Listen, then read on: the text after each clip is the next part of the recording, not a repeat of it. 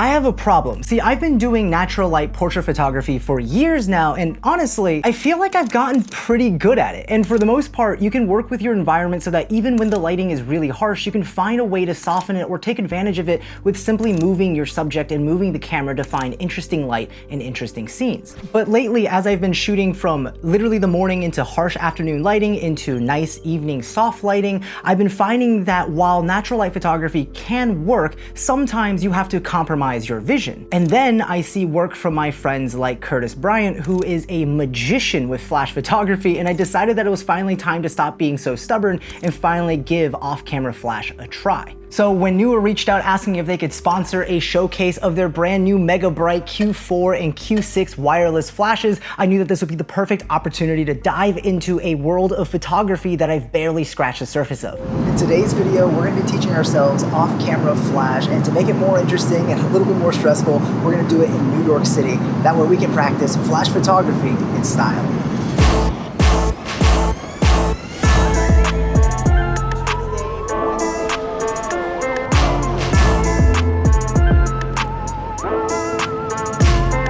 All right, and we made it here in New York City, and we have, of course, my wifey, Annette, and we have our friend Jackie, and today we're gonna be taking photos and trying off-camera flash throughout New York City. We're starting off here in Central Park. We're gonna work our way down Manhattan, and then we're probably gonna end up in Brooklyn. So I guess the question is, how well do we do today?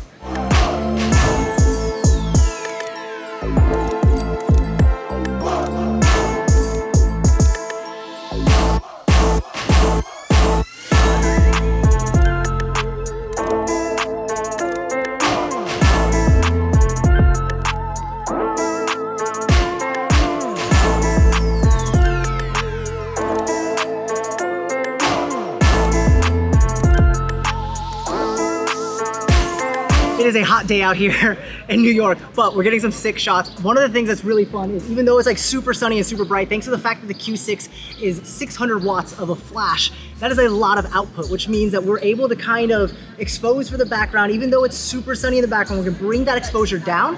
You know, Jackie, our model here, is gonna be completely in the shadow. The 600 watt light is more than enough to be able to completely illuminate her, giving us a balanced exposure. Check this out.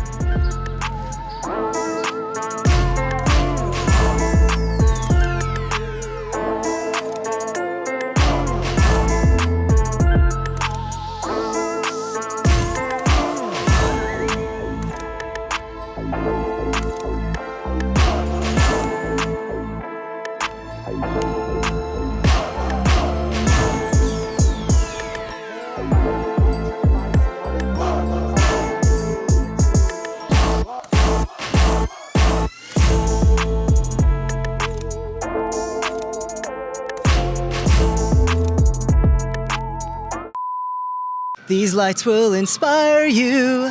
Get it? Because we're in New York? Huh?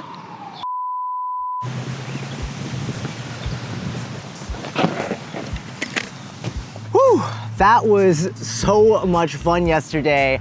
I cannot believe I haven't done off-camera flash until now. I feel ridiculous for being so stubborn and not picking it up sooner, because that was so much fun, and the photos we got were, in my opinion, I just loved them. I think they were incredible. I don't know, I wanted to talk real quick about, I guess, kind of like my experience shooting off-camera flash. You know, in scenarios where you have like the sun fully backlighting your subject, you're able to get that fill from the front so you can still create a really balanced exposure without having to, you know, turn your entire scene 180 degrees to get good lighting. And in situations where the light is coming in side on, the sun is acting like a key light, you're able to use that flash to go ahead and fill in the dark side of the subject so you can get, again, a much more, a lower contrast scene wherever you want. And then halfway through our shoot yesterday, we had the sun kind of go away, it got cloudy, and what that ended up meaning was these two really powerful strobes was able to create such like dynamically lit shots, such dramatic shots.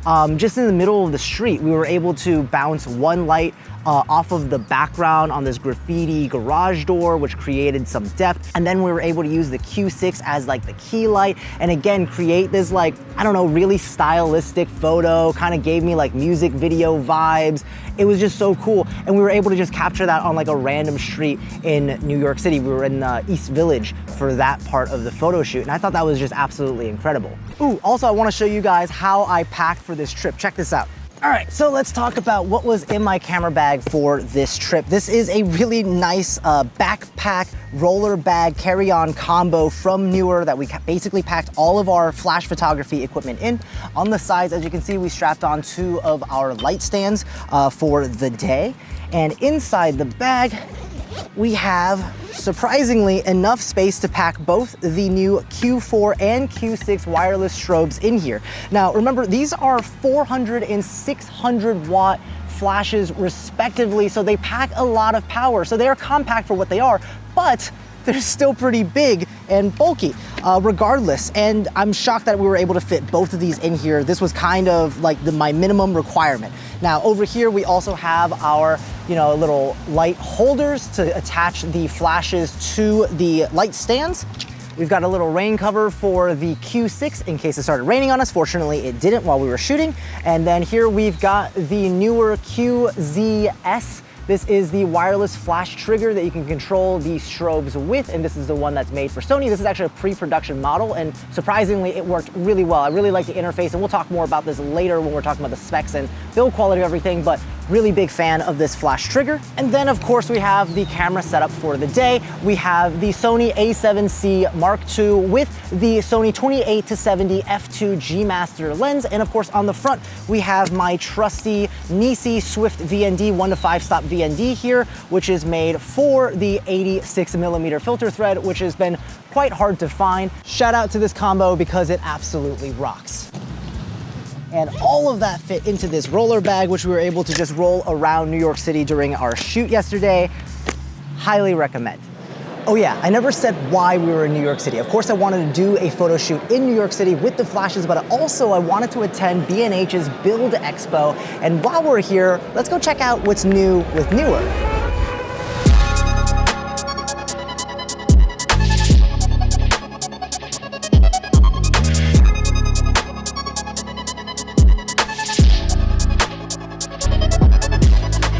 Okay, so I'm here with my boy Lucas. We're gonna be talking all things Neewer. There's a lot of cool products, honestly, since I first found Neewer many, many years ago when I started my photo video journey. I mean, Neewer is kind of in like everything now. There's like tons of different lighting products. Obviously, we have the Q4, Q6 flashes that we're talking about in this video. And I mean, and the list goes on. So I kind of wanted to take a sec to ask you, let's talk about some new things with Neewer. Maybe the first thing might be this 1200 watt light that seems to be weatherproof. So this is a weatherproof 1200 watt light. It can withstand rain. It's still at a prototype phase right now, but it's coming along. It has the ability to withstand rain for extended periods of time. We had it on all 4 days, straight under a shower head, and it performed perfectly. It should be really helpful for filmmakers who are looking to film outside in different situations. And being 1200 watts, it can overpower the sun, which you probably won't get in the rain, right. But it can also light an entire gigantic set. So this is our new 600 watt RGB. It's called the AS600C. It'll be released in the next couple months. It's almost ready for production. So it has this Fresnel lens on it, which goes from 10 to 30 degrees. It's an accessory that we'll probably be bundling with it. This light is full RGB, and you can also do color tunable white. So it also has app control and DMX. The power ballast can be mounted on the stand, and it also can be powered off of 2 V-mounts. So you have a lot of power options with it, and also a lot of connectivity. The pricing is not finalized yet, but I expect it to be somewhere up to $2,000, but probably sub $2,000. And this is the FL100C. It is a fabric light. As you can see, the whole thing's flexible. It breaks down completely flat. It has an aluminum frame. It's extremely portable, 100 watts. The LEDs are sewn into a fabric panel. It collapses down to about this big. It comes with this grid softbox. This is the separate power supply here. You can control all of the hue, saturation, intensity, It's DMX compatible. You can also power it off of a V-mount power bank with a D-tap to XLR cable. It's also app controllable. It's a very versatile light that is extremely portable. What is Neewer's focus these days? What are you kind of seeing in terms of like, what product lines are you guys really trying to focus in on? What's your kind of target audience right now? I'm kind of curious always to hear that. Yeah, we always kind of have a broad audience, but some of our main audiences at the moment are creators, accessories for like vloggers. Mm-hmm. On the other spectrum, we're really coming up with larger and more powerful products. Yeah. Like the 1200. Like the 1200. We have a 2400 in the works. That's crazy. We have a 600 RGB and we have a 1200 RGB in the works. We have the Q6 and we have a 800 watt battery operated flash in the works too. That's awesome. I love to hear. Love to hear. Yeah. All right. Cool, man. Thank you. Yeah. All right, let's take a second to take a closer look at the Q6 and Q4 wireless flashes and their specs. Starting with the Q6, we've got a pretty unique design for a wireless flash thanks to its flat square design. Combined with a universal Bowens mount, it makes for a compact setup with a relatively small footprint when mounted on a light stand. And thanks to that Bowens mount, you're able to use most lighting modifiers available on the market like softboxes. Now, I'm nowhere near being an authority on wireless flashes since I'm pretty new to this realm of photography, but based on looking at other flashes on the market recently as well as in the past, these are pretty advanced flashes that do basically everything I need. We've got a TTL flash mode, high-speed sync, a constant color temperature of 5700 Kelvin with a 100 Kelvin variant, 100 meters of trigger range, and a max flash recycle time of 0.9 seconds. There's also a 30 watt model lamp mode, which is a constant light you can use that's adjustable between 2700 Kelvin to 6500 Kelvin and a CRI rating of 95+, so you can pre-visualize how your flash is going to affect your shot and even use it as a low-power video light. The interface is also really intuitive to navigate thanks to the combination of the two screens on the back of the unit and the physical controls.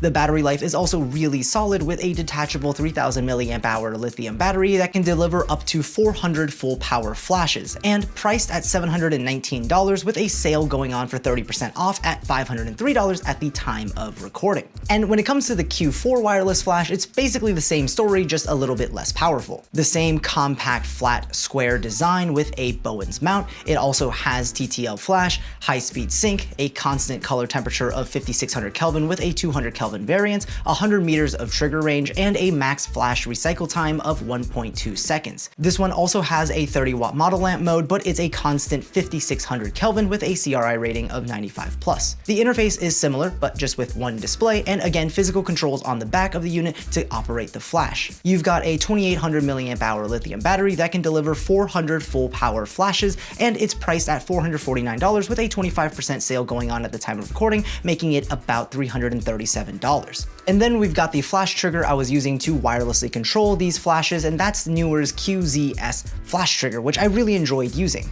Operation is super straightforward, and even this pre-production model for the Sony system worked really well. Controls are super straightforward thanks to the large touchscreen interface, and it made using these lights really easy. As usual, links to all of the gear I use in this video will be in the description down below. Alright, gear talk aside, I am really enjoying trying off-camera flash. I've always used on-camera flashes like Neewer's new Z2 Pros for event photography because sometimes the lighting situations at these venues can be really hit or miss, and having that ability to bounce a ton of light into the ceiling to get well-lit shots is borderline necessary. And with off-camera flash, you can be so much more intentional with the direction of lighting. Another thing I wasn't really expecting was the portability of the Q4 and Q6 flashes. Yes, it took up most of the roller bag I used, but the fact that I was able to lug these around with me along with light stands all around New York City was pretty freaking awesome. On top of that, on one of the last days while we were in New York, we visited two of our best friends in Long Island and we decided to check out Fire Island. Right before we left, I thought, yeah, why not? Let's toss the Q4 into a backpack in case there's some cool photo opportunities, and we ended up just handheld carrying the Q4 flash and got a bunch of photos that I wasn't planning on getting that day, but absolutely loved. While I'm new to off-camera flash, I've obviously practiced lighting for videos, and off-camera flash is basically the exact same concept, but for photography. And with just a little bit of experimenting, we were able to capture some really dramatic photos, even though this is the first time I've used these flashes, and I was learning these flashes during the week we were in New York. I am 100% going to be trying to add off-camera flash into my photography skill repertoire, maybe even add it to my client work, like my graduation photo sessions. So thank you again to Neewer for sponsoring this video, because it really unlocked a new skill for me that I'm super excited to develop. All right, that's it for this one. Thank you so much for watching. I hope you enjoyed watching it as much as I enjoyed making this video. Let me know in the comment section down below on how you guys think I did for my first ever session of doing off-camera flash photography. And as always, I will see you in the next one. Peace.